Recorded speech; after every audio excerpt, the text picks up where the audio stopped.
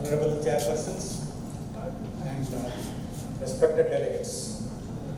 So I'll be discussing on the latest guidelines in the management of diabetic dyslipidemia. So atherosclerotic cardiovascular disease and heart failure remains the leading cause of death and disability in patients with diabetes. ASCVD or atherosclerotic cardiovascular disease consists of coronary artery disease in its various manifestations, cerebrovascular disease and peripheral vascular disease due to atherosclerosis. So diabetes is a major risk factor for atherosclerosis, and dyslipidemia is another major risk factor for atherosclerosis. So it is imperative to treat diabetic dyslipidemia to reduce the risk of ASCVD diabetes apart from treating the other risk factors. Now this is the ADA has given the diagram. There are 4 pillars of treatment of diabetes: the glycemic management, blood pressure management, lipid management, and use agents with cardiovascular and kidney benefit, NEO drugs. And these pillars are built upon the foundation of lifestyle modification. So you should not forget about lifestyle modification, as Dr. Khatoi was impressing in my previous talk. So lipid management is one of the pillars in the treatment of diabetes to reduce its complications. So diabetes itself is a high risk feature for ASCVD, and if the duration is more, the risk is more. And if it is combined with risk factors, the risk is very high, from high to very high. And if there is organ damage, it is also very high risk. And if there is established ASCVD or coronary artery disease, it's called an extreme risk. So risk strategies are essential to set targets of lipid and intensity of statin and use other lipid lowering agents. Now this is the updated risk stratification approach recommended by the Lipid Association of India 2020. This is important for us to know because this risk stratification is based on Indian studies and South Asian population study.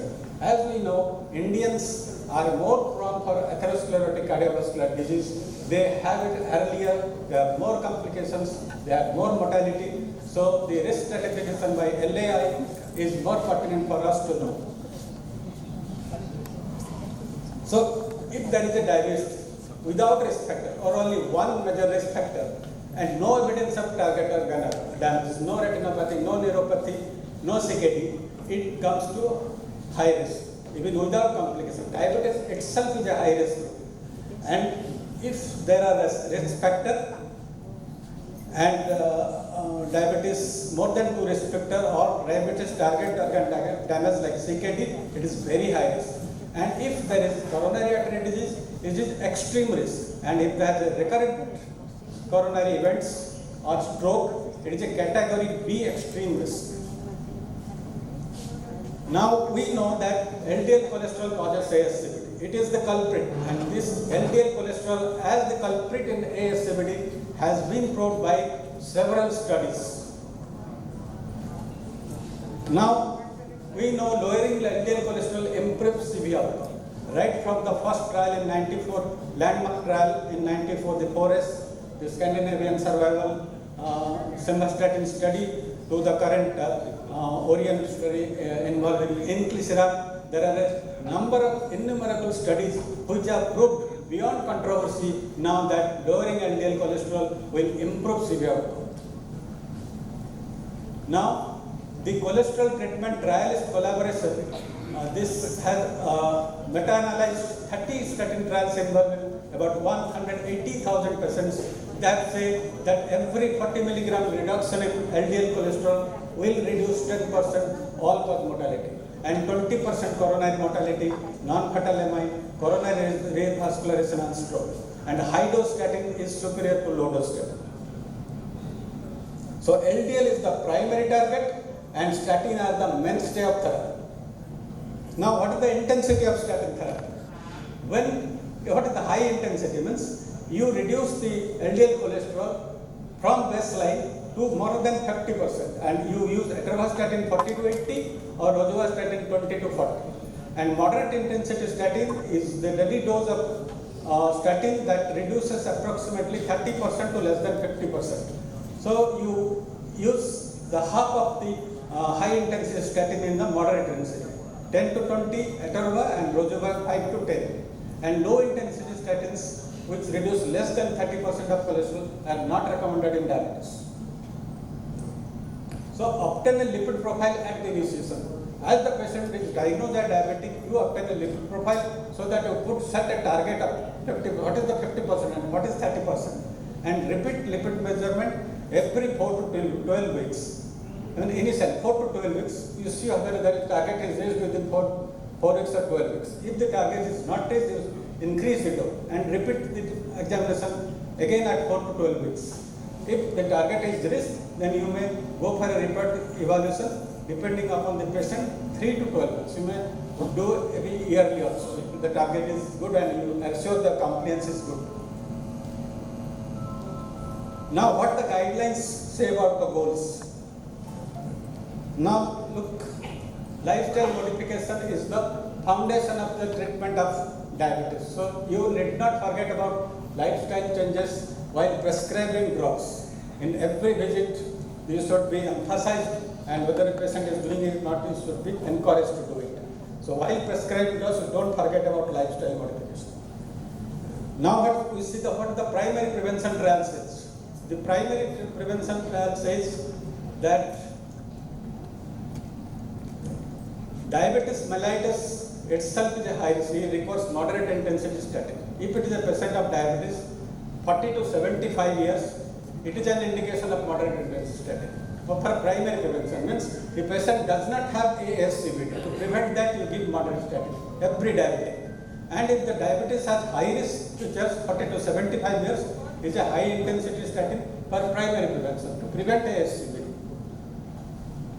Now this is the diagram very often quoted by the lipid talks. The European Society of Cardiology and European Atherosclerosis Society guideline 2019 that says that it has given the cholesterol or LDL goals depending upon the risk. The young patient with diabetes, whether it's type 1 diabetes less than 35 years or type 2 diabetes less than 50 years without other risk factor, it is a moderate risk and the goal of cholesterol is 100. So every diabetic, whether young, even without complications, your LDL target is 100. And if it is moderate diabetes more than 10 years, additional risk factor, there is target organ damage, the risk is high, and your target cholesterol is 70. And it is if there is established atherosclerosis, cardiovascular disease, it is very high risk, and the LDL target is 55. And very high risk, they are second event in 2 years, they are very high with the 2 asterisks here. Their cholesterol target, LDL target is 40. A very low target is set by this European guideline for patients with diabetes and coronary. So how will reach this target? It is by statin, first choice is statin. But it is difficult to have such stringent low level of LDL. So you have to add ezetimibe if you don't reach the target.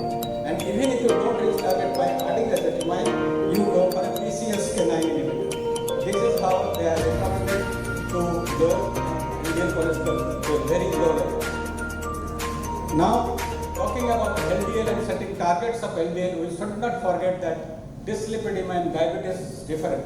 You have increased triglyceride, increased VLDL, increased Mordian's LDL, ApoB, and decreased HDL. The good cholesterol is low, and all the bad cholesterols are high. All these bad cholesterols are the atherogenic cholesterol, which contain ApoB, the lipoprotein, are called a non-HDL cholesterol, and it is calculated as total cholesterol minus HDL cholesterol. So you should look for non-HDL cholesterol after reaching a target of LDL cholesterol. So the European guideline has set a secondary goal. After you reach a LDL goal, you have to look for non-HDL, and the non-HDL goal are 30 mg more than the LDL goal. Means if your LDL goal is 70, the non-HDL goal is 100. If it is 55, it is 85. When it is very high risk, it is 40. Your non-HDL goal is 70. Now, what the Lipid Association in 2000 recommended LDL goals. We have seen this slide previously, the risk stratification. So let's come to the diabetic. In diabetic, without risk factor, only one risk factor, no target organ damage, it is high risk, and your LDL cholesterol less than 70. The European it was less than 100. In Indian, you have to reduce LDL further. So it is the target is given as 70. And in very high risk, if there are two or more risk factors, ASCVD risk factors, the target is less than 50. And if you have a diabetic have a coronary artery disease, it's called extreme risk, and the target is less than 50. And if it was a recurrent event, it's called a category B extreme risk, which that the target LDL is set to less than 30. So the Lipid Association of India goes further down in the LDL target level for diabetic with coronary artery disease or ASCVD. So how will achieve the same as European guideline says? If the cholesterol is high, add ezetimibe. If still it remains high, they said PCSK9 inhibitor only. But in Indian guidelines say you may use a bempedoic acid instead of PCSK9 inhibitor also, because bempedoic acid compared to PCSK9 is cheaper. PCSK9 yearly cost is 5 lakhs rupees. Now it is reduced to some 4.5 lakhs. So it is very costly, not affordable by most of the Indians. So instead you can use a bempedoic acid also. Now coming to the non-HDL cholesterol target after reaching a LDL target. This is the co-primary target. It is called a secondary target in the ESC guideline and a co-primary target in the LAI guideline. So if the TG is very high, more than 500 to more than 1000 this side, it's very high. It is not, the risk is not for ASCVD, the risk is for acute pancreatitis. You reduce TG, but to decrease the risk of acute pancreatitis, you have to reduce triglyceride as a first choice with fibrate or omega-3 fatty acid, not by statin. But if it is moderately raised, 150 to 499, you have to reduce LDL first. Then you reach LDL, then you go for other ones. So the statin and ezetimibe, as the guidelines said for LDL, same thing for TG also. If TG is still high, you can consider omega-3 fatty acids and fibrate. So this is the American guidelines. We have seen European and Indian guideline. American guideline, less than 40 years diabetic, initiate statin. They should be on statin, but there is no goal. They are not given any goal. 40 to 75 years diabetic, moderate intensity statin. So less than 70 year diabetes with atherosclerotic cardiovascular disease, high intensity statin. More than 75 years, again high intensity statin, but these elderly people may not tolerate, so they have recommended the highest intensity statin tolerated. But the goal should be less than 50%, more than 50% reduction, the high intensity statin. And diabetes with complication, again high intensity statin. But the American guideline, both the American Heart Association and ADA, they didn't set any goal of LDL. They have set only high intensity statin, means less than 50% of the initial value. There is no particular level of LDL to be set like in European and Indian guideline. Now, but the American guidelines for very high risk, for secondary prevention, very high risk, they have said if it is more than 70, LDL is more than 70, you add ezetimibe or in second step PCSK9 inhibitor. And they have recommended bile acid sequestration, cholesevelam or bempedoic acid in statin intolerance. Because you cannot compromise with the statin level, I mean LDL level. LDL level has to be reduced, either by statin, if there is statin intolerance, by other drugs. So, how much low is safe? Cholesterol is a very essential molecule, and it is a part of animal cell membrane. It is required for steroid hormones, vitamin D. But very low LDL in the blood, it is not associated with any adverse effect. And most animals don't have circulating cholesterol. and cells produce their own cholesterol. And cholesterol from liver will find its way to go to the cells. And genetic deficiency of LDL is associated with a long event-free life. So only one slide on ADA 2022 recommendation triglycerides.